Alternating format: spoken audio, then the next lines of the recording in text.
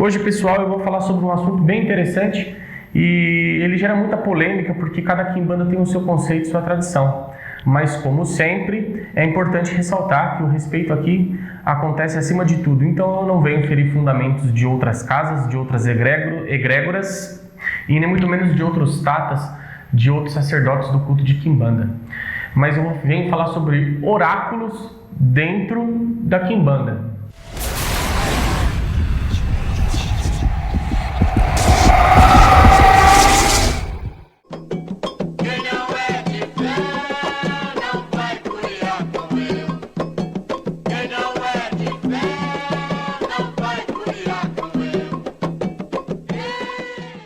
Boa noite, turma querida do canal do Clã dos Caveiras, tudo bem? Estamos aqui novamente e hoje eu vou preparar um assunto bem explicativo para vocês. Antes de tudo, eu quero agradecer a todos os inscritos do canal. Vocês são importantíssimos para o crescimento do nosso canal, para o crescimento de pessoas que vêm assistindo, para que possamos sempre dar boa ênfase aos conhecimentos que são fornecidos aqui. Tá bom? Eu sou o Gabriel e vamos começar primeiramente com um ponto. Hoje eu escolhi um ponto interessante e vamos lá, tá certo? Laro e Exu, Saravá todos os engangas, Exu homem, Exu mulher. Então vamos lá. Diabo velho, eu vou cortar seu chifre, eu vou cortar seu rabo e dar pra Exu comer. Da sua língua eu vou fazer chicote pra bater nas costas de quem fala mal de mim. Fala mal de mim, mas não fala por detrás. Pega ele, diabo, pega ele, Satanás. Fala mal de mim, mas não fala por detrás. Pega ele, diabo, pega ele, Satanás.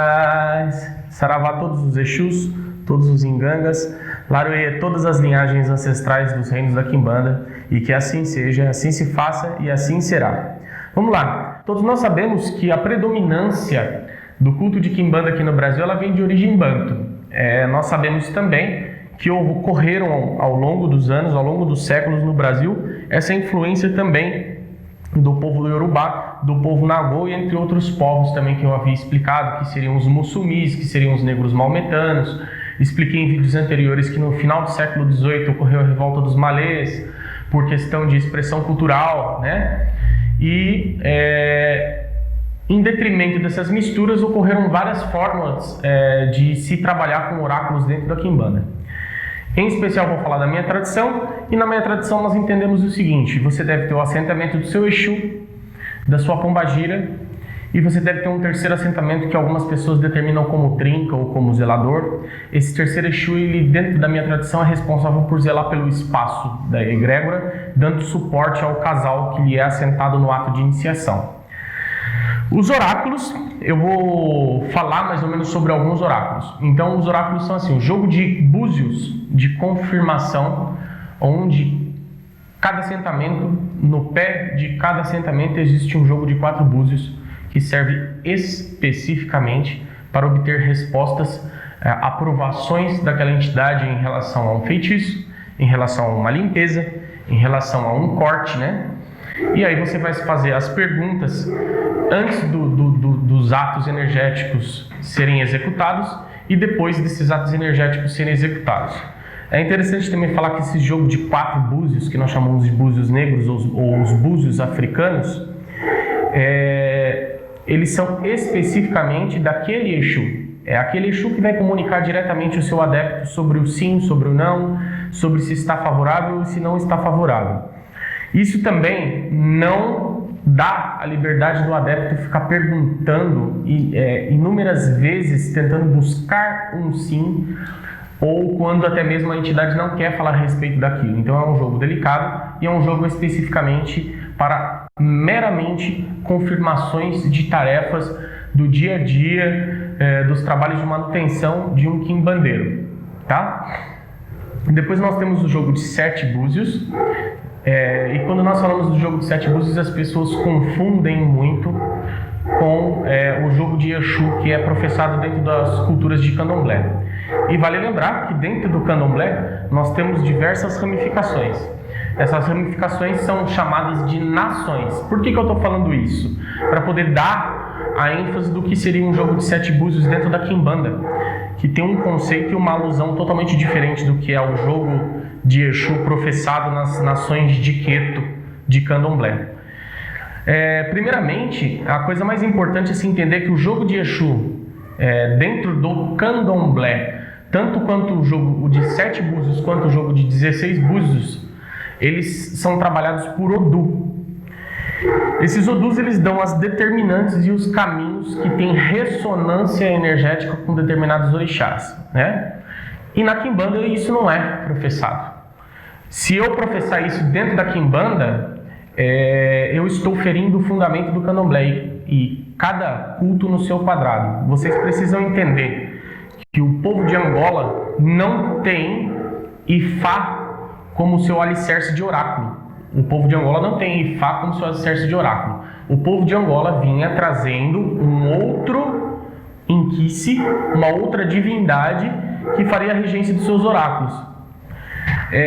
Então, logo dentro dos jogos de Quimbanda não se tem a tiragem, né, as quedas por interpretação através de Odus. Não existe isso dentro da Quimbanda. Eu desconheço isso dentro da minha tradição. O jogo e a tiragem, as quedas dos búzios de acordo com Odu, né? As pessoas precisam ficar atentas que não existe só isso, né? A queda do sim e do não, da abertura natural do búzios e a abertura que é feita para dar as determinantes do sim, do não, de quantas saem abertas ou fechadas, mas também existem as posições cardeais e os elementais ressonantes em relação àquele oráculo. Só que eu não vou poder dar muita profundidade em relação àquilo. Em relação a isto.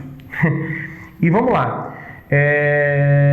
Jogo de orixá, Eren de Logum, revela as situações de orixás. Ebós de Odu, a revelação do orixá que reina no seu ori, né? O orixá que trabalha no seu ori, e aqui no Brasil existem características específicas, mas tudo feito dentro do fundamento do oráculo Ifá, né? Então não existe isso dentro da Quimbanda. A Quimbanda ela trabalha especificamente com espíritos.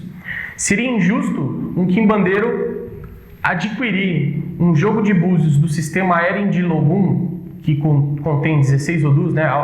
Ocaran, Giocô, Itaugundá, Yorossum, Oxê, Obará, Odi, Edionilê, Ossá, Ogiofum, Ouarim, Ouanrim, Ouvarim, Ogbe Ogundá, Icá e assim por diante, sem ter passado pelo ato de iniciação, sem ter passado pela raspagem, pelos atos de catulagem, sem ter colocado um quelê, né? Sem ter feito seus preceitos e ter dormido na esteira após os seus recolhimentos de 21 dias, sem ter dado a sua obrigação de 1, sem ter dado a sua obrigação de 3, algumas nações dão a de 5 e por fim a de 7, que é chamado de Oiê ou Decá, depende da nação. Quimbanda é Quimbanda, não é Candomblé. Você não pode ferir fundamentos do Candomblé. Seria o mesmo que eu, Gabriel, que sou iniciado pelo Oxum, não dei ainda a minha peneira de meu Oiê dentro do Candomblé, dentro da nação com a qual eu sou iniciado, que é Nagô. Seria o mesmo que eu obter uma peneira de búzios, ter vivenciado todas essas etapas espirituais do Candomblé, desde o ato de iniciação até a obrigação de 1, 3, 5 e 7, e chegar um adepto meu de Quimbanda, que não sabe sequer abrir um bicho dentro dos fundamentos, e liberar para ele um jogo de Eren de Logum de 16 búzios, sendo que ele não tem nenhum preparo do que é a cosmogonia dentro da Quimbanda. Então assim, vamos resumir? O jogo de Quimbanda de oráculo é 4 búzios, 7 búzios jogados de uma maneira bem diferente do que se tem como Odu, e algumas Quimbandas fazem a utilização do tarô, de baralhos, para poder fazer algumas revelações. E tem mais um oráculo, que é o oráculo de ossos. Extremamente delicado falar sobre essa questão desse oráculo, porque existe a necessidade de ser um animal certo, o preparo de como retirar os ossos do corpo desse animal, a secagem, tem toda uma fundamentação e não é assim tão simples de ser utilizado um oráculo de ossos, porque existe uma divindade que responde por trás desse oráculo de ossos.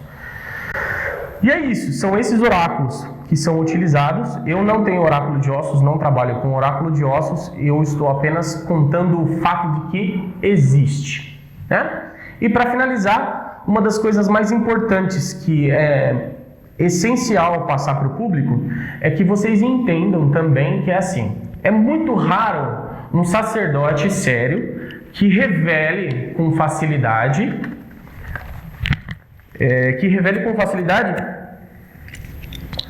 o Exu de um adepto logo de cara. Ah, Tata, eu quero saber quem que é o meu Exu. Eu quero saber quem que é o meu Exu. Se ele vai fazer parte do templo e ele ainda não trabalha com as entidades, né? Não trabalha com o Exu e não trabalha com a pombagira, mesmo com o oráculo você está suscetível a falhas e erros. Você não pode falhar e não pode errar. Por quê? Porque se você erra o ancestral daquela pessoa, você está errando uma boa parte da vida dela, dos caminhos dela. A entidade correta precisa responder corretamente no caminho daquele adepto. Então, geralmente o oráculo ele só vai revelar e se você tiver muita certeza, você dá o nome daquela entidade para o seu adepto.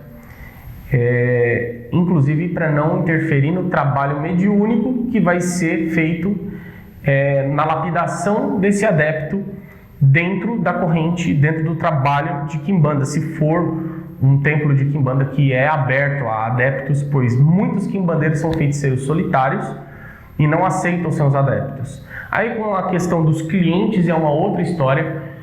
Geralmente o feiticeiro faz a diretriz de feitiços para os seus próprios Exus, para que os seus próprios Exus, né, ou os eguns daquele Exu possam dar o direcionamento para aquela pessoa. Mas ele dificilmente vai revelar o Exu ou a pombagira daquela pessoa se ela realmente for apenas um cliente que está vindo buscar um trabalho específico para este ou aquele, esta ou aquela circunstância. E é isso. Vim falar sobre os oráculos de Quimbanda, desmistificar algumas coisas, colocar algumas coisas para as pessoas pensarem. Eu quero dizer que eu não sou o dono da verdade, mas que além de quimbandeiro eu expliquei na minha apresentação que eu sou o iniciado para o Orixá Oxum e eu sei os processos e os procedimentos do Candomblé. Eu venho de uma bacia cultural forte, de uma raiz forte. Então é bom para que as pessoas possam fazer essa devida separação, para não virar um oba-oba do tudo quero, do tudo posso e as coisas saírem de uma maneira que se entrelaçem os cultos. E é isso, pessoal. Gostaria de agradecer a vocês por assistirem o canal e eu desejo que todos os ancestrais acompanhem vocês, deem muita bênção na vida de vocês, que assim seja. Laroê para quem é de Laroê, Mojubá para quem é de Mojubá, Alupandê para quem é de Alupandê e muito Inguzu para todos vocês.